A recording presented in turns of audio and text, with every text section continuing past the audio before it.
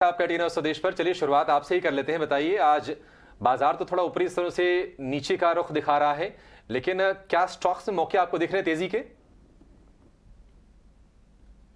Ji and sixty ji and सभी को देखिए, डेफिनेटली मार्केट में हमें एक शानदार स्टॉक स्पेसिफिक शानदार एक्शन हमें देखने को मिल रहा है। हालांकि वीकनेस जरूर है बाजार में, जिस हिसाब से ग्लोबल मार्केट में भी हमें थोड़ी बहुत वीकनेस देखने को मिल रही है। तो कहीं ना कहीं स्टॉक स्पेसिफिक चुनाव करना होगा, क्योंकि आज कुछ सेक्टर स्पेसिफिक और स्टॉक स्पेसिफिक मूव अच्छा देखने को मिल रहा है। सबसे पहले जो काउंटर हमें पसंद आ रहा है वो है जीएनएफसी। देखिए, पर्टिकुलर काउंटर में एक गिरावट हमने देखी थी, उसके बाद एक वी शेप रिकवरी हमें यहाँ पे देखने को मिल रही है और ऊपरी स्तरों पर और भी अपसाइड हमें यहाँ पे देखने को मिलती है। 600 तक के लेवल इमीडिएट बेसिस पे देखने को मिल सकते हैं। तो करंट लेवल पे 583 के आसपास जीएनएफसी को खरीद के चल सकते हैं। 572 का स्टॉप लॉस होगा। साथ ही साथ कुछ एक फार्मा स्टॉक्स है जहाँ पे एक अच्छा खासा आउट परफॉर्मेंस हमें देखने को मिल रहा है। डिवीज लैब ये एक पर्टिकुलर काउंटर है जहाँ पे एक गिरावट के बाद यहाँ पे ट्रेंड रिवर्सल के इंडिकेशन मिल रहे हैं। तो जो पुल बैक आज के सेशन में देखने को मिल रहा है वो कंटिन्यू होता हुआ नजर आ सकता है। ऊपरी स्तरों पर 3520 तक के अपसाइड यहाँ पे देखने को मिल सकती है। 3401 का यहाँ पे स्टॉप लॉस रखना होगा। ठीक है, तो यहाँ पे दो काउंटर्स आपके लिए नीलेश की तरफ से। पर कुणाल, आपसे समझेंगे कि आपके पास कौन से हैं 2 घंटे के दमदार ट्रेड्स। सिस्टी, first of all I am sorry, suddenly net disconnect होने की वजह से मैं ऑफलाइन हो चुका था। पहला जो काउंटर मुझे यहाँ पे पसंद आ रहा है वो है एम्फासिस। अब देखिए, आईटी सेगमेंट में हमने बहुत ही लंबा कंसोलिडेशन देखा है और एम्फासिस की अगर मैं स्पेसिफिकली बात करूं तो इस काउंटर ने 14 दिसंबर से लेके अब तक 2000 के लेवल को एक रेजिस्टेंस बना लिया था। आज काउंटर ये 2000 के करीब करीब पहुंचा है और बहुत ही अच्छे वॉल्यूम्स के साथ ये बाहर निकलने की कोशिश कर रहा है।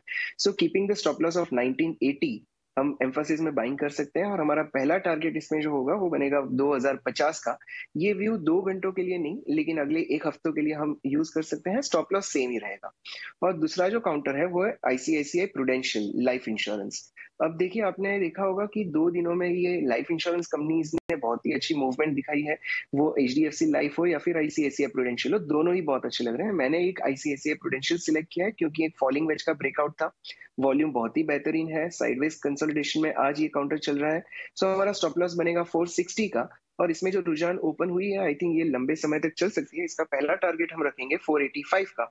और हमारे व्यूअर्स को रिक्वेस्ट होगी कि अगर वो टारगेट आता है तो इसमें एक ट्रेलिंग स्टॉप लॉस करें, किसी एक्सपर्ट की व्यू ले लें और इस पोजीशन को लंबी अवधि के लिए कैरी करें।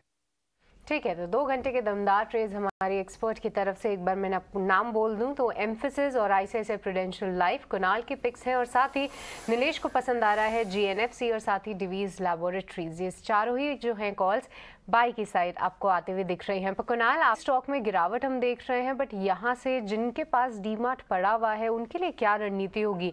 क्योंकि कई समय से ये स्टॉक थोड़ा सा सुस्त ही नजर आ रहा है, पर आगे क्या ये गिरावट गहरा सकती है?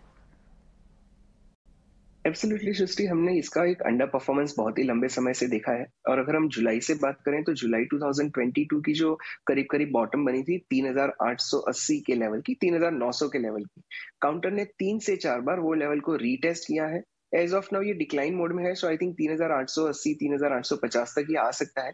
बट जब तक ये काउंटर 3850 के लेवल को होल्ड करके चल रहा है, इसमें बाय ऑन डिप की रणनीति अडॉप्ट करनी होगी। जिनके पास पोजीशन है वो बने रहे, 3850 के करीब ऐड करने की कोशिश करें। अगर इसमें मोमेंटम शुरू होगा तो यही लेवल से होगा। 3850 के नीचे हमें कॉशियस व्यू रखना होगा। 3400 तक के लेवल्स भी देखने मिल सकते हैं। ठीक है, एवेन्यू सुपरमार्ट हमने देखा था कि ग्रोथ थोड़े से स्लो होने की कंसर्न्स हैं, उसके चलते स्टॉक में करीब करीब 2.25% के आसपास की गिरावट के साथ ट्रेड हो रहा है। ऑपरेशन अपडेट्स कंपनी ने जारी किए थे और रेवेन्यू में हालांकि 25% के आसपास की बढ़ोतरी कंपनी ने रिपोर्ट की है।